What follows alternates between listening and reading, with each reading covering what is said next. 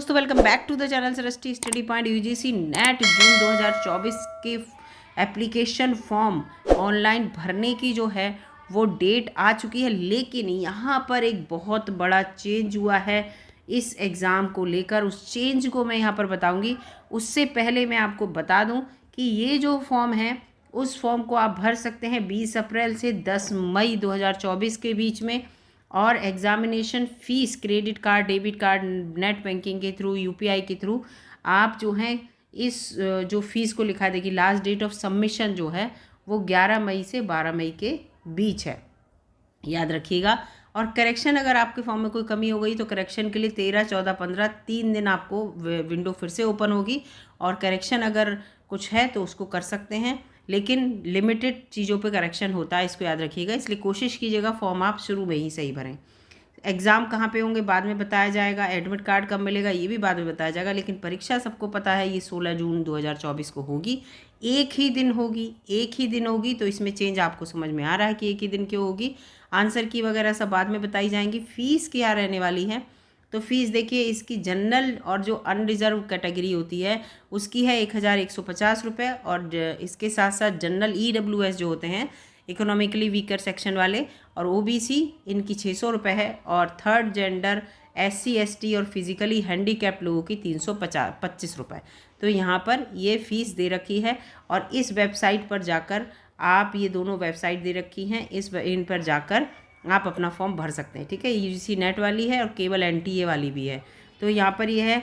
और अब मैं आपको बता दूँ 83 सब्जेक्ट पर पिछले 2 बार से जो है जो NTA है वो परीक्षा करा रहा है नेट की, लेकिन अब की बार जो एग्ज़ाम होगा वो आपका पेन पेपर बेस्ड होगा, याद रखिएगा। यही सबसे बड़ा चेंज है। पहले क्या था, आपका एग्ज़ाम CBT था, कंप्यूटर बेस्ड टेस्ट था, ये कंप्यूटर पे आपको क्वेश्चन के आंसर देने होते थे। अब क्या है, ये पेन पेपर बेस्ड हो गया, इसीलिए एक ही दिन एग्ज़ाम होगा आपका 16 जून को सारे बच्चों का, चाहे वो किसी भी सब्जेक्ट से, 83 पूरे 83 के 83 सब्जेक्ट का। और ये जो एग्ज़ाम होगा, पहले क्या होता था उस कॉलेज वहाँ पे होता था कॉलेज या यूनिवर्सिटी में जहाँ पर कंप्यूटर्स अच्छे खासे होते थे, लेकिन अब क्या है, अब तो हर जगह हो जाएगा। जो पेन पेपर बेस तो किसी भी कॉलेज या यूनिवर्सिटी में इस एग्ज़ाम को कराया जा सकता है, सेंटर बनाए जा सकते हैं, इस चीज़ को याद रखिएगा। और ये जो नेट का एग्ज़ाम है, नेट का फॉर्म है, वही बच्चे भर सकते हैं जिन्होंने पोस्ट ग्रेजुएशन कर रखा हो, यानी कि PG कर रखा हो। ठीक है, जैसे MA, MCOM, और जो MBA और MSc, ये इसकी बात, मास्टर डिग्री की बात मैं यहाँ पर कर रही हूँ। ठीक है, अगर आपने मास्टर डिग्री कर रखी है तो इस फॉर्म को भर सकते हैं।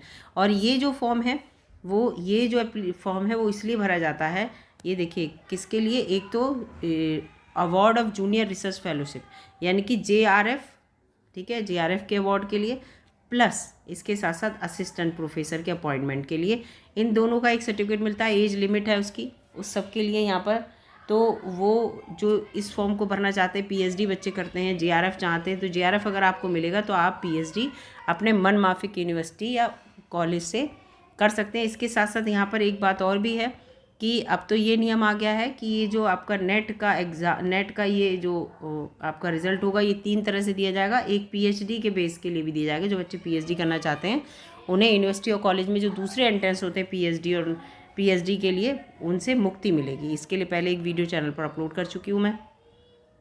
ठीक है, एक होता है केवल असिस्टेंट प्रोफेसर के लिए, यानी कि अगर आपकी एज जो है निकल चुकी है या आपके इतने नंबर नहीं आ रहे हैं इस एग्ज़ाम में कि आप JRF क्वालिफाई कर पाएँ, क्योंकि JRF की मेरिट हमेशा हाई रहती है, बहुत कम बच्चे सेलेक्ट होते हैं JRF के लिए।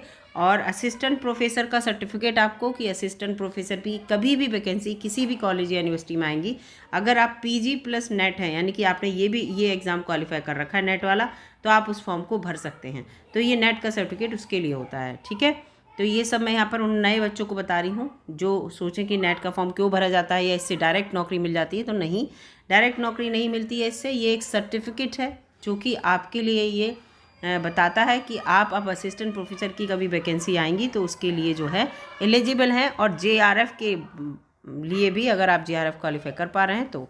ठीक है, इस चीज़ को याद रखिएगा। पूरा नोटिफिकेशन और ये पूरा यहाँ पर दे रखा है, ये वेबसाइट और पूरा email ID ये सब बता रहे हैं यहाँ पर, तो इस चीज़ को याद रखिएगा। और फॉर्म आपका ऑनलाइन मोड पे ही जमा होगा। ठीक है, फॉर्म को भरिएगा, और जब आप फॉर्म भरेंगे तो जैसे ही आप वहाँ पर एज अपनी काउंट करेंगे, जैसे ही आप एज लिखेंगे तो एज के बाद आपके लिए 2 कॉलम खोल के आ जाएंगे। अगर आप JRF प्लस असिस्टेंट प्रोफेसर में आ रहे होंगे तो वो भी खुलेगा, और क्या केवल असिस्टेंट प्रोफेसर की उसमें आ रहे होंगे तो वो भी ओपन होगा। तो आप दोनों पे टिक कर देंगे तो इसका मतलब दोनों के लिए हैं, और जब अच्छे नंबर आएंगे तो आपको ये वाला सर्टिफिकेट मिलेगा, और कम नंबर आएंगे तो केवल इसका सर्टिफिकेट मिलेगा। अगर आपकी एज ज़्यादा हो गई है तो आपके लिए ये वाला कॉलम ओपन होके ही नहीं आएगा, केवल यही वाला कॉलम ओपन होके आएगा असिस्टेंट प्रोफेसर की सर्टिफिकेट के लिए। तो ये पूरी आपको यहाँ पर मुझे जानकारी देनी थी। जो बच्चे इस फॉर्म को भरना चाहते हैं भर दीजिए, अच्छा फॉर्म है। और डिग्री कॉलेज में या यूनिवर्सिटी में असिस्टेंट प्रोफेसर यानी कि जो टीचर वाली जॉब है, टीचर की हायर जो पोस्ट होती है ना, डिग्री कॉलेज या यूनिवर्सिटी में तो टीचर की होती है, वो वाली पोस्ट मिलती है। ठीक है, प्राइमरी लेवल जो होती है स्टार्टिंग होती है और उससे ऊपर। तो अगर जो बच्चे इस फॉर्म को भरना चाहते हैं, अब अगर वैकेंसी कभी आएंगी तो आप उसके अगर इस नेट के जो आप नेट अगर क्वालिफाई कर जाते हैं तो आप एलिजिबल हो जाएंगे फॉर्म भरने के लिए। ठीक है, तो ये यहाँ पर पूरी यहाँ पर मुझे जानकारी देनी थी। वीडियो अगर अच्छी लगी तो लाइक कीजिएगा, चैनल पर नए हो तो सब्सक्राइब कर लीजिएगा। मिलूंगी अगली वीडियो में, तब तक के लिए नमस्कार दोस्तों। और जो NTA की वेबसाइट है ना, NTA की वेबसाइट पे दे रखा है, NTA की वेबसाइट पे आप जाना, ठीक है, तो उस पर पूरा खुल रखा है यहाँ पर कि जो बच्चे फॉर्म भरना चाहते हैं रजिस्ट्रेशन के लिए, पूरा यहाँ पर एक विंडो खुल के आ रही है। जैसे ही आप उस पर क्लिक करेंगे तो आपका ये फॉर्म आपके लिए रजिस्ट्रेशन का और सबका ओपन होता चला आएगा। धन्यवाद दोस्तों।